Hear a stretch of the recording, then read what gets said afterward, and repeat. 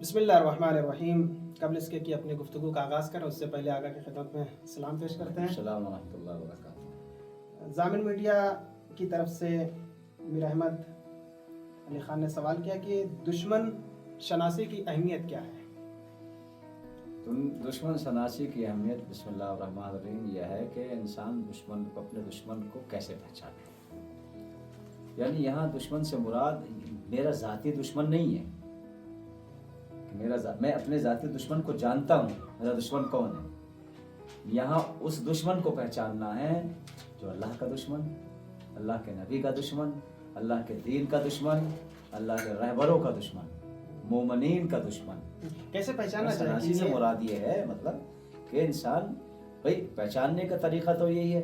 مثلاً اگر کوئی مومنین کے خلاف کوئی اقدام کر رہا ہے، کوئی اماموں کے خلاف اقدام کر رہا ہے، کوئی شریعت کے خلاف اقدام کر رہا ہے تو سراسر جو ہے وہ نہیں تو بعض اوقات تو منافقین کی صورت میں لوگ وارد ہوتے ہیں جیسا کہ تاریخ میں ہوا۔ نہیں، منافقین کی صورت میں تو رسول اللہ صلی اللہ علیہ وسلم کے زمانے میں بھی تھے، لیکن وہ رسول علم غیب رکھتے تھے۔ حالانکہ بظاہر اللہ کے نبی نے بھی منافق کو اپنی بزم سے نہیں اٹھایا، وہ بھی موقع دے رہے تھے اللہ کی طرف سے۔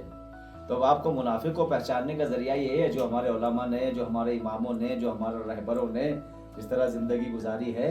مولا علی کائنات علیہ السلام جو ہے وہ کہ زندگی میں بڑے منافق تھے، اور مولا کا قول بھی ہے کہ جب ایسا ماحول دیکھیں تو آپ ایک اونٹ کے بچے کی مانند رہے کہ نہ اسے چھوڑ سکے نہ اسے دودھ پلا سکے۔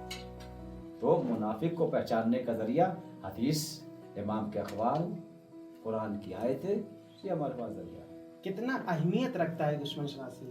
بہت ضروری ہے۔ اگر آپ نے اپنے دشمن کو نہیں پہچانا تو آپ کو دین میں بھی نقصان دے گا اور آپ کو دنیا میں بھی نقصان دے گا، دونوں جگہ نقصان دے گا۔ دشمن سے جس کی علامتیں دیکھ رہے ہیں آپ۔ دشمن سے مراد کیا ہے؟ دشمن سے مراد یہ ہے کہ جو اللہ کا دشمن ہے، جو اللہ کا دشمن، جو دین کا دشمن ہے، جو ہمارے رہبروں کا دشمن ہے، جو اماموں کا دشمن ہے، وہی ہے۔ کیونکہ ہماری دشمنی کا معیار نہیں ہے۔ یعنی کہ بعض اوقات ہم ہوتے ہیں کبھی اپنوں سے لڑ گئے، کبھی کلمہ گو سے لڑ گئے، کبھی بے بنیاد چیزوں پہ لڑ گئے، یعنی ہمیں ان چیزوں سے نہیں لڑنا ہے۔ نہیں، ایک جہالت ہے، یہ جہالت ہے۔ یعنی جب بھی ہمارا قدم اٹھے کسی چیز کے لیے، حق اللہ کے لیے، حق کے لیے، یعنی ہمیں جو حق کا دشمن ہوگا وہ ہمارا دشمن ہوگا۔ اور سراسری بالکل بات ہے کہ جو حق کا دشمن ہوگا وہ ہمارا دشمن ہوگا، اور وہ جو حق کا دشمن ہوگا وہ بھی علی کا دشمن ہوگا۔ کہ رسول اللہ صلی اللہ علیہ وسلم کی حدیث ہے مشہور و معروف، حق علی کے ساتھ ہے، علی حق کے ساتھ ہے۔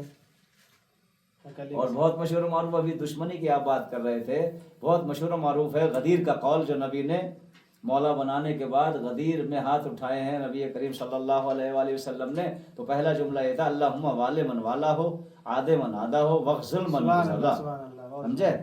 پروردگار اس کو دوست رکھ جو علی کو دوست رکھے، اس کو دشمن رکھ جو علی کا دشمن۔ تو ہماری دشمنی اور دوستی کا معیار علی اور مولا علیہ السلام کا جو معیار ہے وہ اللہ کا معیار ہے، نبی کا معیار ہے۔ اگر کوئی چاہتا ہے اللہ تعالیٰ اس سے راضی رہے تو علی کو راضی کرے، ظاہر سی بات ہے۔ اگر چاہتا ہے، مولا علیہ السلام نے تو کبھی جو ہے اپنی ذات کے لیے کچھ کیا ہی نہیں۔ جو واقعہ اس نے تھوک دیا، مولا غفار اتر گئے، وہ اپنے نفس کو شامل ہی نہیں ہونے دیا مولا کائنات علیہ السلام۔ بہت شکریہ۔ تو دشمن سے مقابلہ کیسے کیا جائے؟ دشمن سے مقابلہ، دشمن تو ہمیں پتہ چل گیا کہ فلاں دشمن ہے، مگر اب اپنے سامعین کو ہم یہ بتانا چاہ رہے ہیں اس سے بچے کیسے، مقابلہ کیسے کریں دشمن کا؟ دشمن سے مقابلہ، اس کی مثالیں تاریخوں میں ہے۔ اماموں کے حالات ہمارے سامنے، رہبروں کے حالات ہمارے سامنے ہے۔ سمجھے؟ پہلی بات تو اگر آپ جو ہے متقی ہے، پرہیزگار ہے، زہد و تقوی ہے تو آپ کو اللہ بچائے گا، یعنی دشمن سے مقابلہ تقوی کے ذریعے۔ ظاہر سی بات ہے، تقوی تو سب سے بڑا۔ یہ تو بات ہے کہ جو اللہ سے ڈرتا ہے سب اس سے ڈرتے ہیں، جو اللہ سے نہیں ڈرتا وہ سب سے ڈرتا ہے، جو اللہ سے نہیں ڈرتا وہ سب سے ڈرتا ہے۔ تو تقوی، پرہیزگاری، دین داری آپ کو دشمن سے محفوظ رکھے گی۔ یعنی اگر کوئی دشمن سے بچنا چاہتا ہے سب سے پہلا کام ہے کہ وہ تقوی اختیار کرے۔